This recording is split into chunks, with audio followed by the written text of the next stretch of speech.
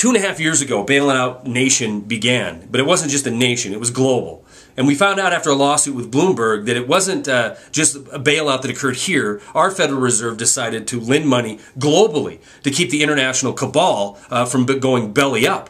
The reason he did that is because they're all tied in. There is no national loyalty. There is no patriotism. There is no borders for these people. They control citizens of the planet, plain and simple, by controlling the issuance of their currency and by controlling their debt. Now we see Greece once again at the belly of the beast. You know, a year ago we were told it was going to be fixed. The European community came together, promised loans, gave them loans for austerity measures, and now, not even a year later, people are being hurt. People are dying in the streets of Greece because a form of representative government has failed them once again. The people spoke. They said, we don't want to share this burden alone. You know, these banksters invested into our debt. When you invest in something, you stand the risk of losing, plain and simple. That's how it works for you on Main Street, but it isn't how it works for the too big to fail. We were told with our bailouts, when they began in 2008, that we were going to fix this situation, we were going to make the too big to fail, not too big to fail, less systemic, and exactly the opposite has happened. They become completely, totally, and wholly systemic. They are the economy. And we're led to believe if they fail, we will have Armageddon, not just here, but globally. So what do we have? We have the head bankster in chief, Bernanke, coming out yesterday, talking about after trillions of dollars that have been spent, lawsuits had to be issued and went to court, and then went to another court, then went to appeals court, then went to the Supreme Court, before finally they were forced to disclose who they lent money to. And we know it's thousands of transactions to foreign banks.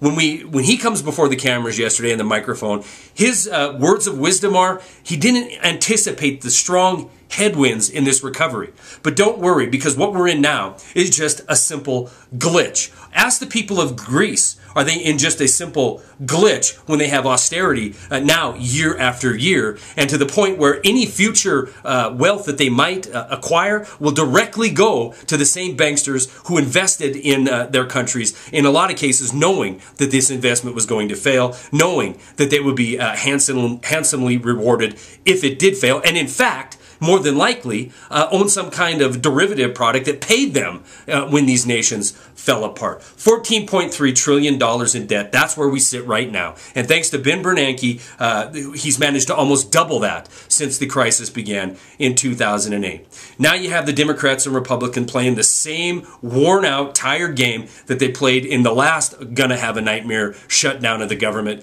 on the budget deal. Headlines today showing, an impasse has been reached, more drama, more buildup, so we can have a last-minute rescue, so we can scare the nation. Maybe we'll have a 200-point drop in the Dow tomorrow, and that'll show the people that we need to have more credit. We have to raise our credit card limit. Without credit, we will wither and die.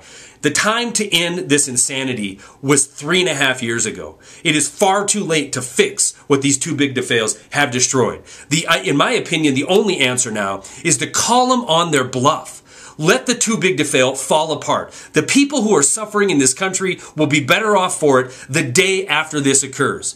We know how to live with decreasing values in our homes. We know how to live with less pay in our paychecks. We know how to live when a loved one loses their job and they have to move in together. The idea that suddenly we're going to have prosperity if we go yet another $2 trillion in debt is an absolute affront to anybody that has a brain in their head. It took from George Washington to Ronald Reagan to acquire $1 trillion in national debt. And in 30 years, we've brought it to 14.3. And that doesn't even tell the tale, because in 2007, it was only sitting at about $7 or $8 trillion. The United States government is responsible for 1/3 of all government debt on this planet. And yet we have our Federal Reserve Chairman stand before the camera and say, it's just a little hiccup in the recovery. He couldn't anticipate the headwinds caused by his quantitative easing. He blames things like higher energy costs, higher commodity prices for slowing down the recovery. Not one courageous reporter, nobody has questioned it in the 24 hours since his speech,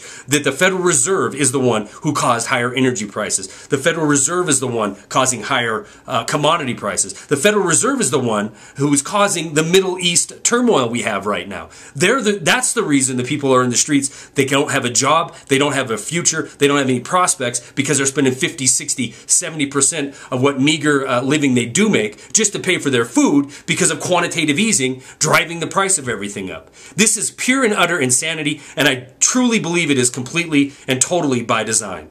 My hat is off to the people of Greece who are courageous enough to take to the streets and demand justice. Demand that haircuts be given, not to every generation of the people of Greece coming down the road for the next 100 years, but to the same criminal banksters who set them up to fail. We have the exact same situation here in this country. We are going to hear nothing but for the next several weeks about the rhetoric of absolute Armageddon if we don't increase the debt burden on the people of this country. And you need to realize it is your debt burden. The too big to fail will never pay for it. They can take your home, they can robo-foreclose on you, robo-sign foreclose on you, and then get a slap on the wrist for 1/10 of 1% of what they received in bailout money. This game is completely and utterly rigged. The number one solution at this point in time is to let these too big to fail choke and collapse under their own greed and hubris. Stories are attached. That's all I got.